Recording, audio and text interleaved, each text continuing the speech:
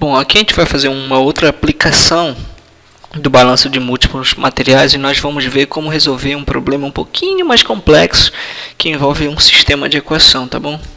Então, olha, suponha que as tubulações de esgoto que estão apresentadas aí nessa figura, elas primeiro tenham como incógnitas o QA, certo? A vazão QA, sendo QB igual a zero. Num primeiro momento, vamos considerar QB igual a zero. Aí fizeram-se algumas amostragens da vazão no primeiro poço, tá certo? No primeiro poço, e eles verificaram que a concentração de sólidos dissolvidos na vazão que entra nesse poço de verificação 1 é de 50 miligramas por litro, tá certo? Bom, outra vazão, QB, ela é adicionada no poço de verificação 1. Perceba que QB no primeiro momento era zero, correto? Então eles adicionaram uma vazão QB de 100 litros por minuto, certo? Essa vazão ela continha, certo, 20%, certo, 20% em sólidos dissolvidos, ou seja, 0,2 20%, né, de sólidos dissolvidos. Lembrando que 1% corresponde a 10.000 miligramas por litro, tá certo? Então, por isso que está esse 200.000 miligramas por litro, se é 20%, e lembrando que 1% faz essa correspondência, então a concentração de sólidos dissolvidos na vazão de B é simplesmente 200.000 miligramas por litro. A vazão através do poço de verificação 2 ela é amostrada e os caras conseguiram, né, estabelecer lá, os engenheiros lá, conseguiram estabelecer que a concentração de sólidos dissolvidos no poço de verificação 2 é de 1.000 miligramas por litro, certo? A pergunta é, qual é a taxa de vazão de águas residuárias na tubulação QA? Tá certo? Perceba que QA sempre é incógnita, assim como QC. Então, nós temos duas incógnitas aqui. Então, nós vamos começar simplesmente, tá certo? Simplesmente modelando o processo como uma caixa preta, certo? Eu vou até desenhar isso aqui para a gente entender melhor como é que vai ficar esse sistema. Lembre-se que nós temos a manifestação, certo, do balanço de massa e do balanço de volume como sendo uma única equação, só mudando, por exemplo, as unidades no quais a gente está considerando. Por isso que o balanço de materiais ele é uma ferramenta poderosa para a gente, como engenheiros, porque ele permite, de fato, a gente integrar diversas dimensões nos balanços, tá certo? E é isso que a gente vai fazer agora. Nós vamos começar primeiro fazendo um balanço, tá certo? Um balanço de materiais, no caso dos sólidos em suspensão, tá certo? Sólidos em suspensão. Então vamos lá. Vou escrever isso aqui. Então, o acúmulo de sólidos, certo, em suspensão é o quê?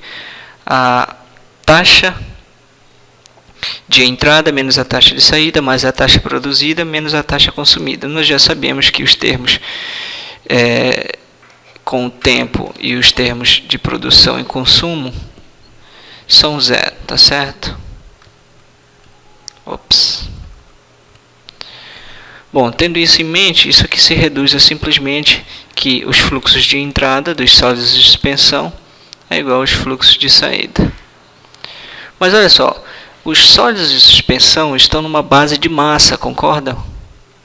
Certo? Numa base de massa, de tal forma que como entram na caixa preta dois fluxos, eles se somam aqui nas entradas, tá certo? Então, o QA mais o QB tem que ser igual ao QC. Eu deixei esses espaços aqui justamente por causa dessa consideração de que esse balanço aqui está sendo feito numa base de massa. E lembre-se que a vazão em massa, certo, é igual a concentração vezes a vazão em volume. Então, por isso que eu vou multiplicar aqui pelas concentrações dos sólidos em suspensão em cada trecho do canal de esgoto. Tá certo? Então, olha, QA nós não temos e QC nós não temos, certo? Uma equação e duas incógnitas. Não dá para resolver essa equação, tá certo?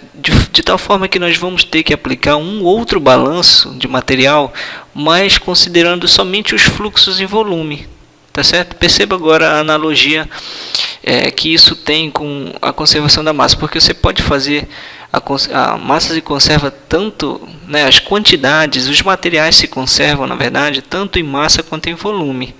É por isso que é útil utilizar essa fórmula. Então, olha lá, vamos fazer agora um balanço,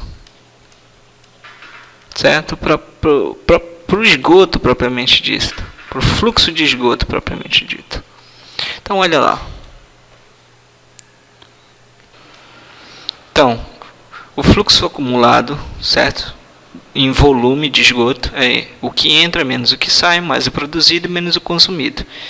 Nós, mais uma vez, já sabemos que esses termos aqui são zero, certo? E, então, nós temos o quê? Que é a somatória dos fluxos que entram, certo?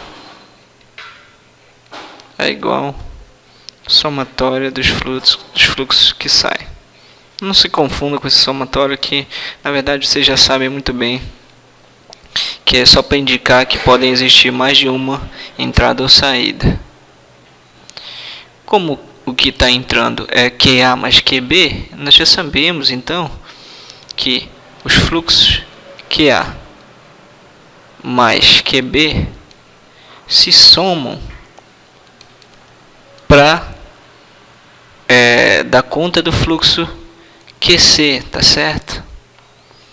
Perceba que agora nós conseguimos duas equações, tá certo? O sistema de equação a partir dessa equação 1 e dessa equação 2 são facilmente resolvidos por qualquer método matemático que você conhece aí, de substituição, matrizes e tudo mais, tá bom? Então, vejamos aqui como é que fica o sistema de equações. Então, você chega nesse sistema de equações, certo? Colocando os valores aqui, equação 1, equação 2, e você usa aí o método que você conhece e chega nas soluções, certo? O fluxo do esgoto para o pulso de verificação 2 é de 21.000 litros por minuto e o fluxo de entrada no pulso de verificação A é de 20.900 litros por minuto.